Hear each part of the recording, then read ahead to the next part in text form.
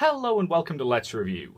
We're looking at a Warhammer 40k game this week, so in order to avoid adorable, if annoying, intrusions by my dog, I've asked Martin to take him for a walk. As such, I've actually asked Vanessa if she'd mind filling in for him. You know what you have to do, right? Well, based on what Martin said, I'm meant to sit here and insult you? Well, that's certainly his style, but don't feel like you have to stick to it. Battlefleet Gothic Armada is a game set in the Warhammer 40k universe, but unlike most of the games done previously, this one actually focuses on starship combat in deep space. But is it actually any good? Well, to answer that, we start as we always do, with the gameplay. There are three main elements to the gameplay, the first of which is the campaign map.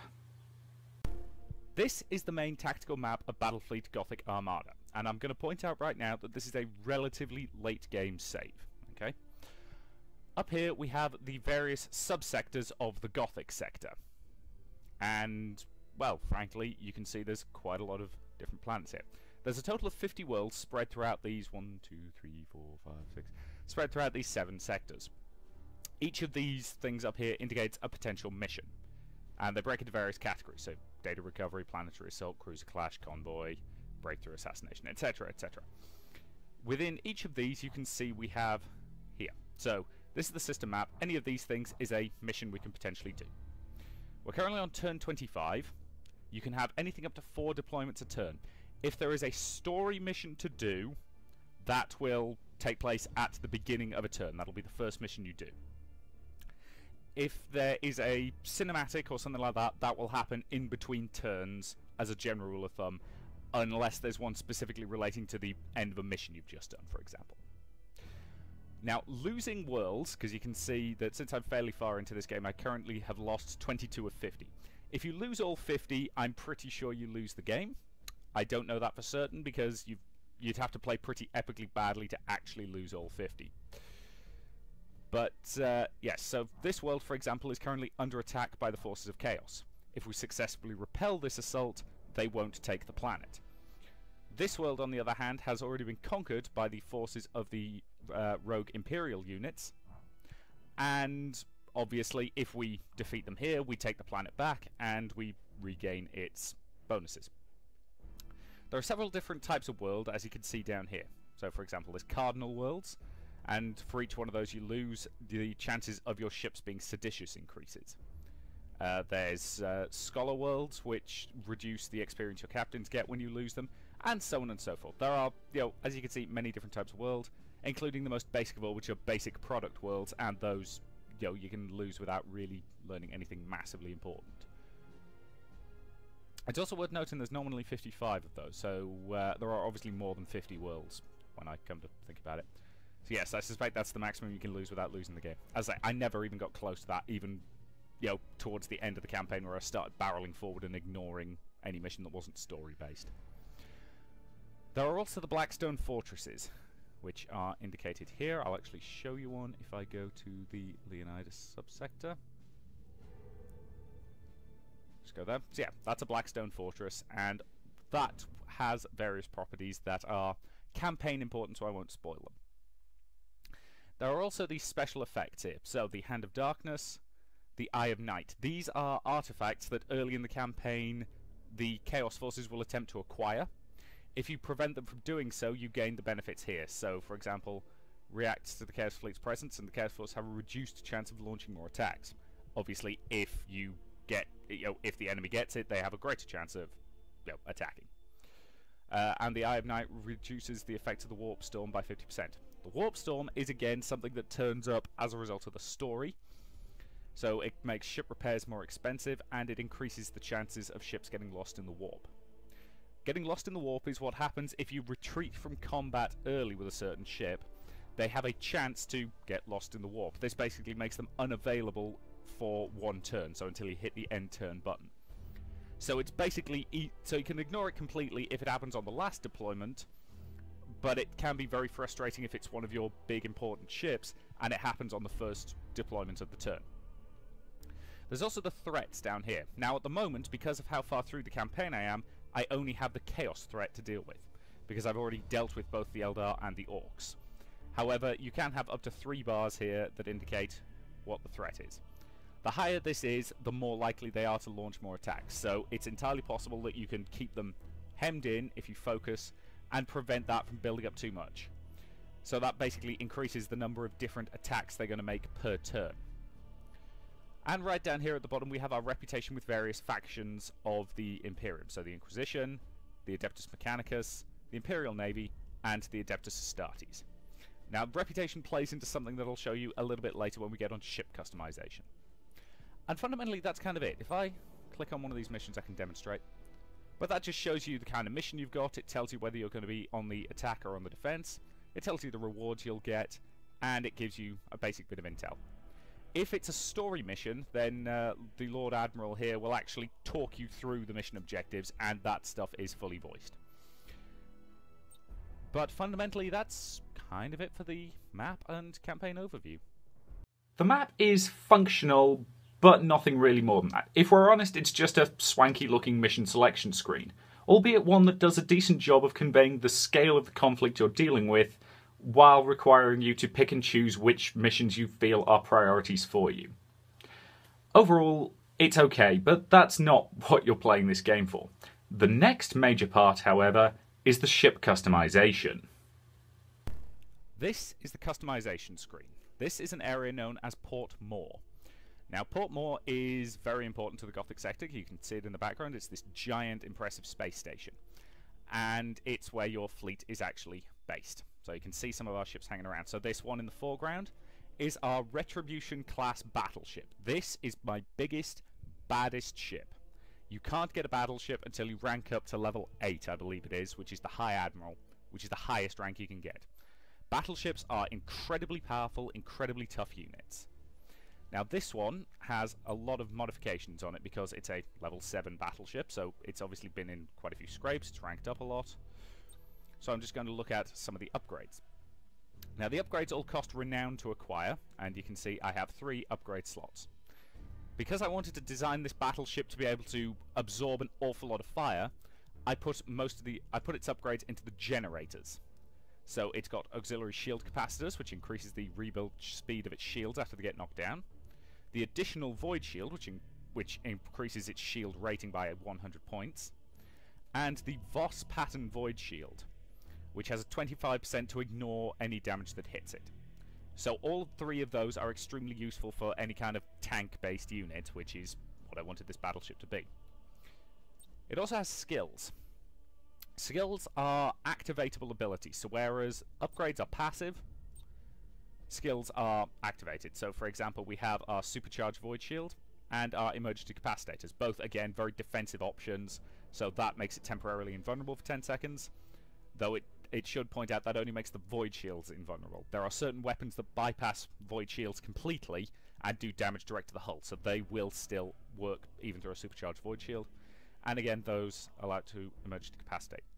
I've also got stasis bombs. Stasis bombs are very useful because you teleport them into an area ahead or around you anywhere, and anything that gets hit with it will slow down significantly. So this allows you to pin enemy ships in place while you attack them.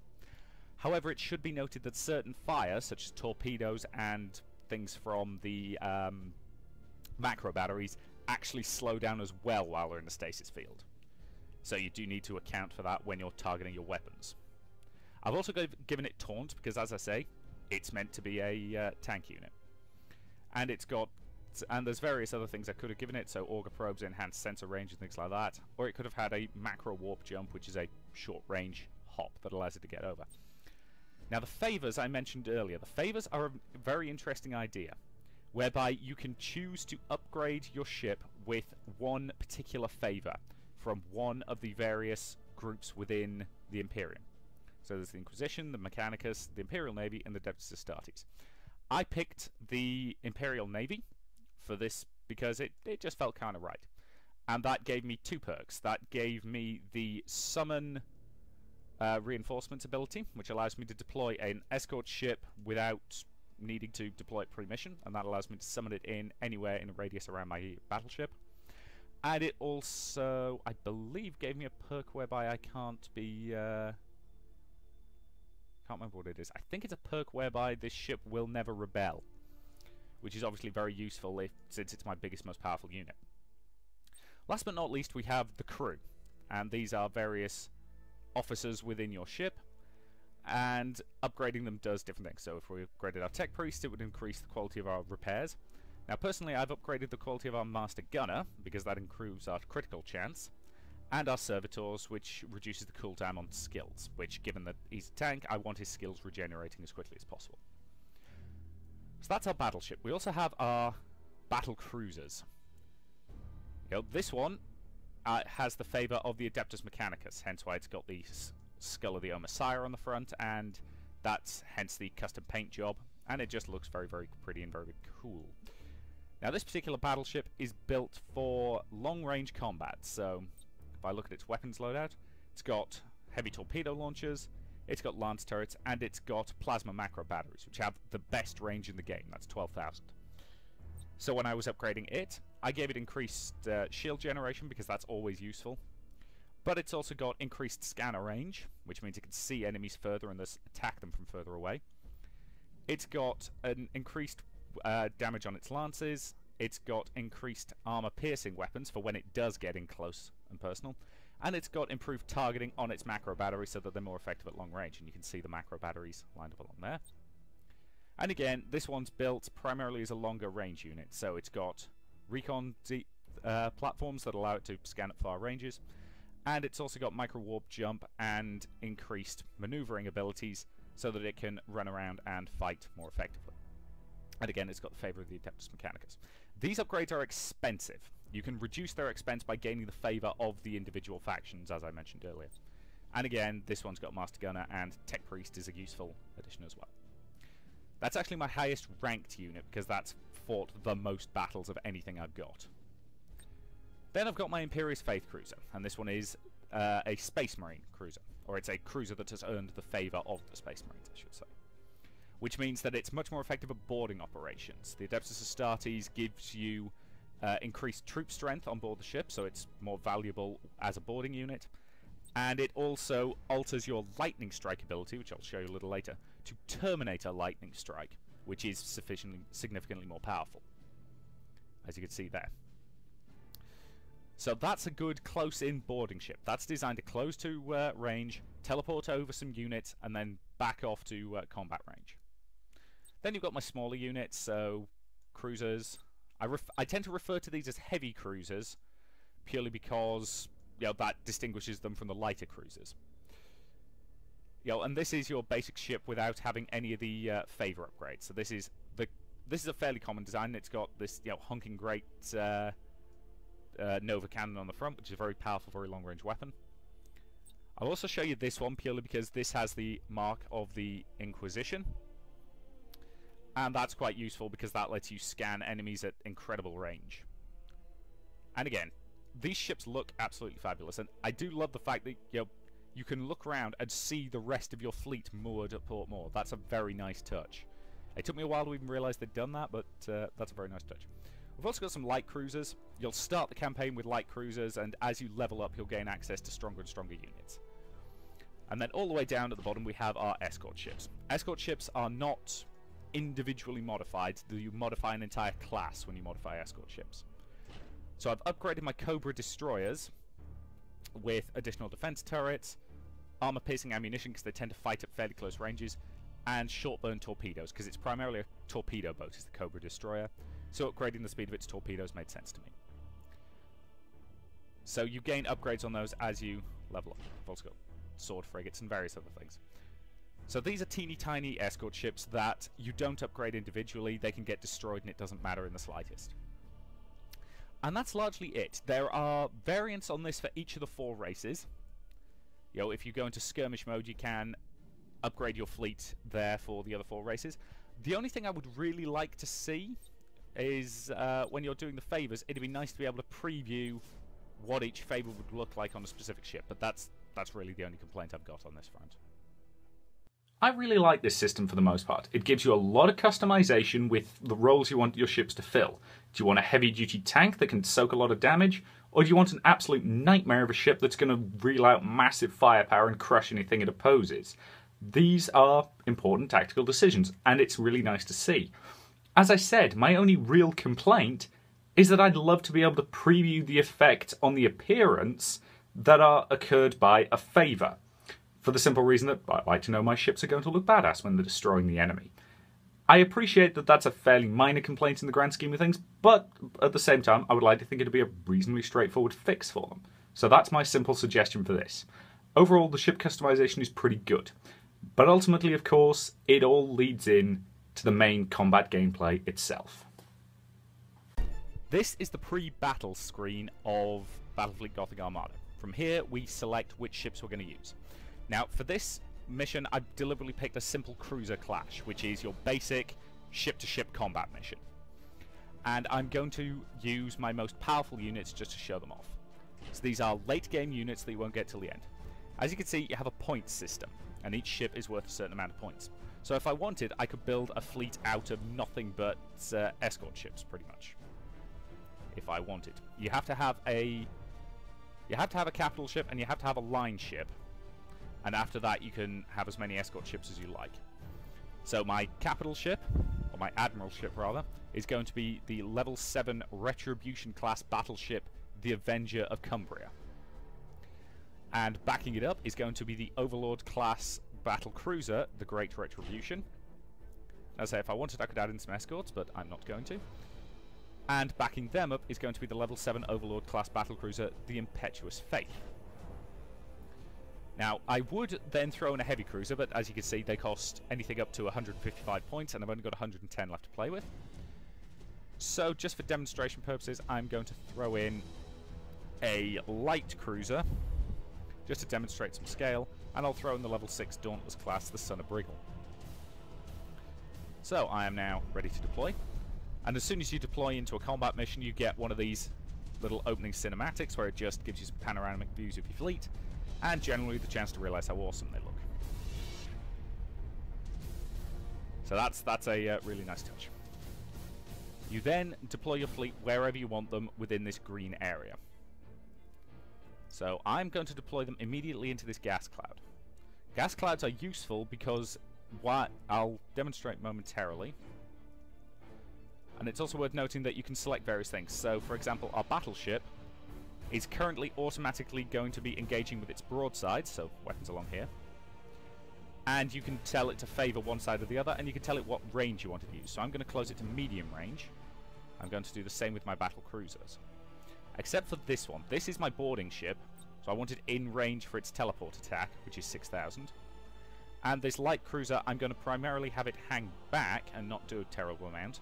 But its weapons range is much more limited. It can only really fire within 6,000, so it's going to close to 6,000 to be effective.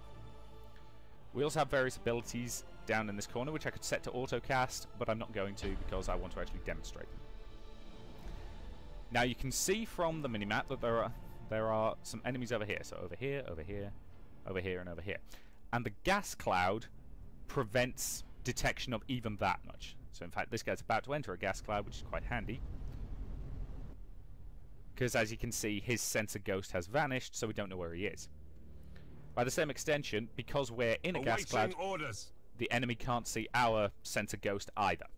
So they don't know where we are. They know we'll be somewhere down here, and they can probably take an educated guess that we're in this gas cloud because, ship ready. You know, logically that's the place we would be if they can't detect us. Setting course. However, I'm not here to demonstrate hiding in nebula tactics, I'm here to demonstrate combat tactics. So, engines hot. Played in a two-dimensional grid, which some people find a little disappointing, but I don't have a problem with because, let's face it, controlling things in 3 dimensions is a bugger. So, I'm sending my ships out to meet the enemy. They nominally have 5 ships. Now, they'll have been playing with the same point limit we were, which means if they've got 5 ships to our 4, that probably means they're less powerful. There's almost certainly at least 1 escort out there. And escorts against battleships will last, well, not terribly long at all. So, if you want to close quickly, you can use all ahead full. This does reveal your ship class to the enemy. They'll know exactly who you are. Yes, but instead, I am going to send out an auger probe, which flies off at high speed ahead of my fleet, as you can see here. and just head straight for the enemy, and that will scan them and let me know what I'm dealing with. At your command. Because they are nominally within our weapons range at this point, I believe. They are now in range of our lance turrets. Awaiting orders. That's the enemy teleporting in a stasis bomb, because they've obviously detected us. Right, so we have a Chaos battle cruiser. That could actually be a fairly difficult target. And we also have a Chaos light cruiser. Now, obviously, I don't want to get caught by the stasis bomb, so I'm going to use a macro warp jump to escape it. That gets me clear, but it also means the enemy now knows exactly who I am. So what I am now going to start doing is focusing fire on the enemy. Now these lines here indicate the range of our torpedoes, so I'm going to fire off a torpedo barrage. And torpedoes have to be manually fired, but when they do, they're very useful. The tactical cogitator, incidentally, happens when you hit spacebar, and that slows everything down, as you can see, which allows you time to time things, perfectly. Torpedo barrages ignore void shields and are extremely powerful if they hit. They can be intercepted by various things, and obviously you've got to get the timing just right if you actually want to get a really powerful barrage on the enemy. There are also melter torpedoes, which are broadly the same, but rather than doing direct damage, they cause burn damage. Now that was the enemy using a lightning strike on us. Yes, that's an enemy escort ship. That's a raid class vessel, and as you can see, its void shields are already gone, and it's taking severe damage, and that's from one hit. So that enemy ship is now on fire. So I'm now going to demonstrate ramming tactics, just because I can. So that is a high-speed turn, and that does pretty much what you think. It turns you quickly, drains energy from its path. I'm now going to initiate full speed ahead, and if you time this just right... Oh, so close. Missed him, gonna hit him. And a full speed smash into an enemy will cause significant damage. Cruising speed set. Break off. Since I'm now in extreme close range, I'm going to demonstrate boarding actions, which is where you do that, and that launches boarding pods, which has a chance to damage enemy systems and do a lot of damage. It might start fires, for example. Now the enemy ships over here are clearly closing in, and they've got some long-range fire. So I would demonstrate. In fact, I can demonstrate lightning strike now. This is not coming from the ship I designed for lightning strike, but it's still very effective. But it failed. To be fair, this is a Mark of Nurgle ship, so that does have increased troop value, significantly increased actually. So if you actually look at this enemy ship, I can set its priority in the targeting, and you can tell that's a Nurgle ship by all the stuff coming off it. And because that's the equivalent of their favors. They're all based around the 4 Chaos Gods. And you can see the plasma macro batteries just slamming in and doing lots and lots of damage. So I'm going to have them target its generators as their primary target. Resuming normal and if an enemy ship loses its generators, it will not be able to rebuild its void shields. So I'm bringing this cruiser into range to deploy its assault terminators.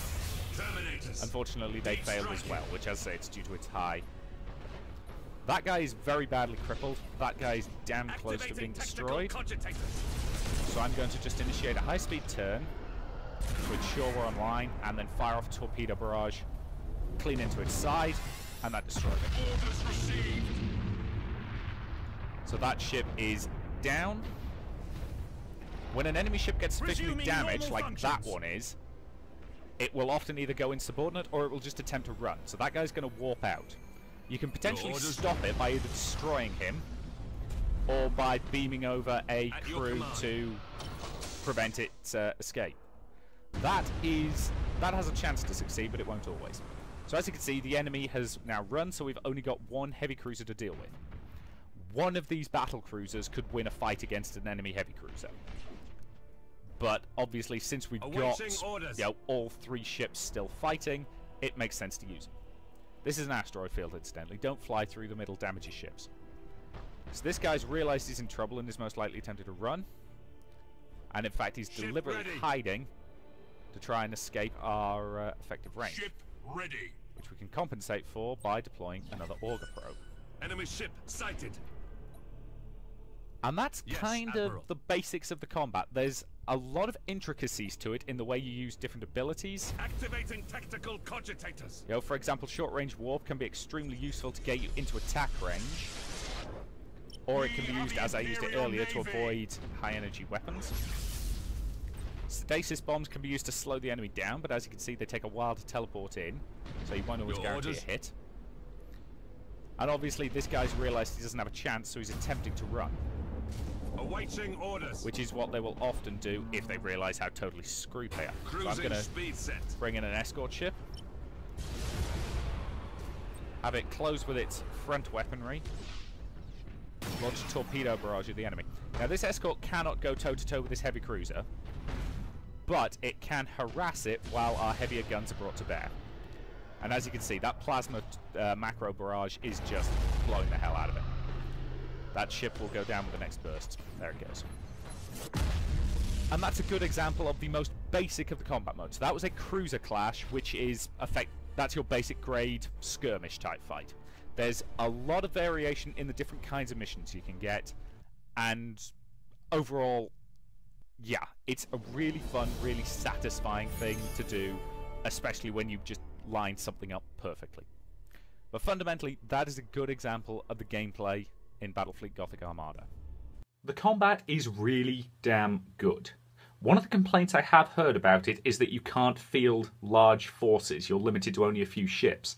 But honestly, given the sheer amount of micromanaging that you can, and for that matter have to do, in order to win battles, I think a fleet larger than about 5 ships would probably get overwhelming very, very quickly.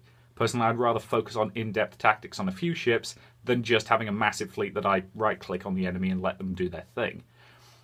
Overall, the combat is actually really damn satisfying, and that feeling when you perfectly time a torpedo barrage is very difficult to beat.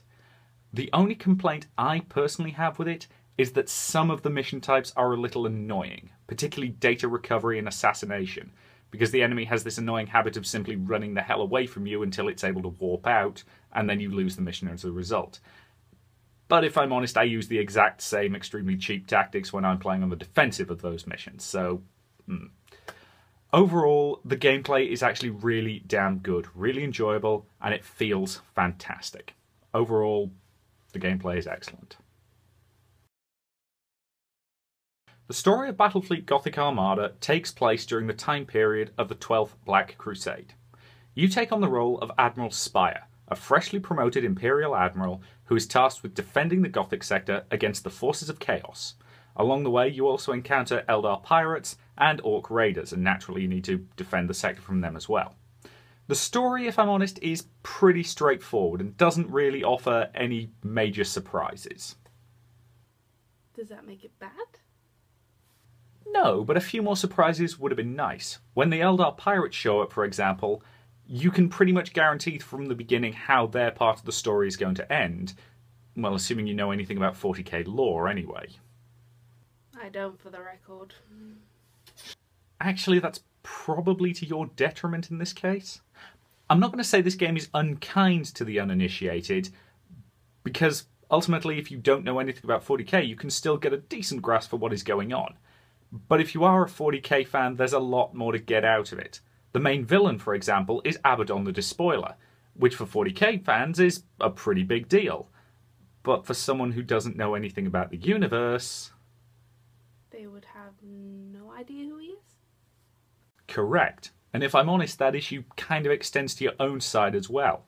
I brought up the favour system earlier, which allows you to earn the favour of a specific faction within the Imperium. And for non-40k fans, they won't really realise how big a deal this is. They'll just think it's a cool custom paint job.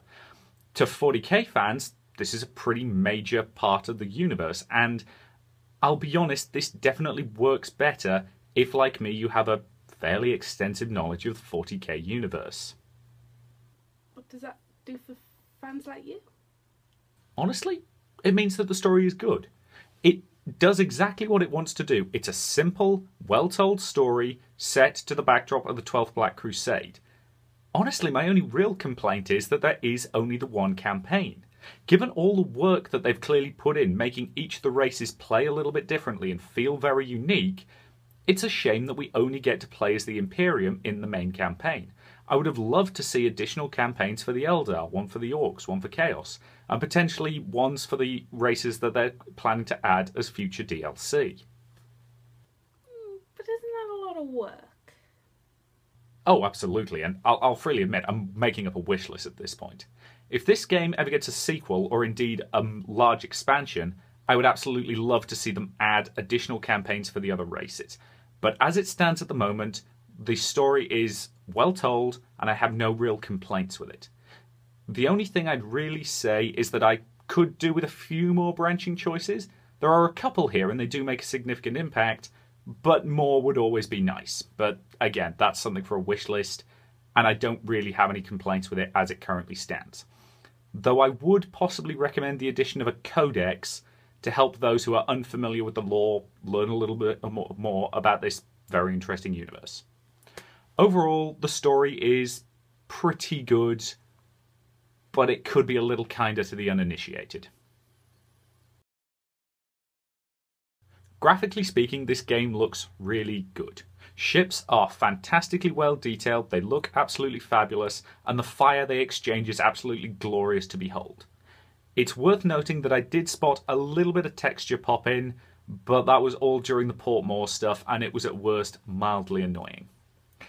It's also worth noting that when I benchmarked this game, it ran at a very comfortable 50 to 60 frames, though I should mention that I didn't notice when the frame rate changed because I was so into the battles. The only time I experienced a crash was relatively far into the game. However, the game does actually have a warning right at the front that Fraps has been known to cause crashes. So frankly, the fact it held up that long I found reasonably impressive, so hopefully you shouldn't run into too many problems of the same variety. Overall, I'm actually pretty pleased from a technical standpoint. I love the designs in this game.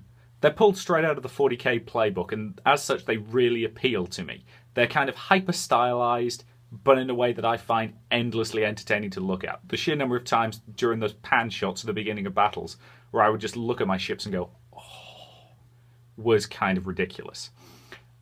Ultimately, the art is really good, and I also want to compliment them on their in-game cutscenes. Because their engine clearly wasn't capable of rendering human beings, which is a common problem in these games, their solution was to use images that appear hand-drawn and use them almost in the style of a motion comic in order to get across the story segments while letting you see the characters you're playing at. This is one of the better solutions I've seen to this problem, and I think it works really well here, giving you a sense of the scale of what you're fighting for, while also showing you some individuals who are important to the world. Overall, the art is just really damn good. The music here is pretty good. It has a few tracks that I really like, and while it's not an OST I would go out and buy, it's definitely one that I would listen to on YouTube. The sound effects, likewise, are pretty good. It's a common complaint of mine that weapons often feel like they need more punch, and I'll admit that's true here, in particular the macro cannon batteries. But in all honesty, the sound effects are fine, and in fact some of them are actually really good. I do really like the sound effect they use when they're charging up their warp drive just before they jump out, for example. The voice acting is actually really quite good. The Inquisitor in particular has a really, really awesome voice, and frankly it's nice to see a smaller game have a full voice cast. Overall, I'm pretty damn happy with the audio. So, did I enjoy Battlefleet Gothic Armada? Absolutely I did, yes. Should you buy it? Yes, I think you should.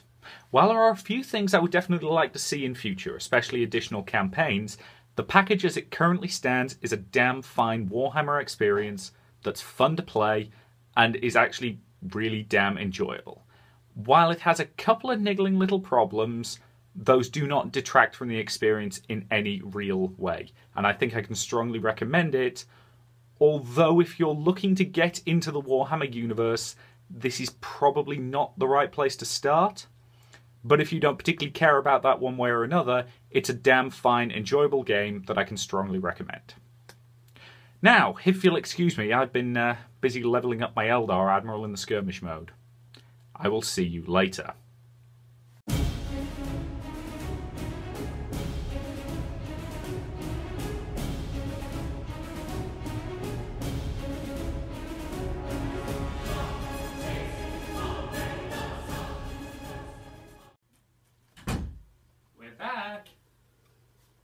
Oh boy. Brace yourself. For what? Vanessa meets Spot, my dog. Just pet him, it's easier than trying to resist.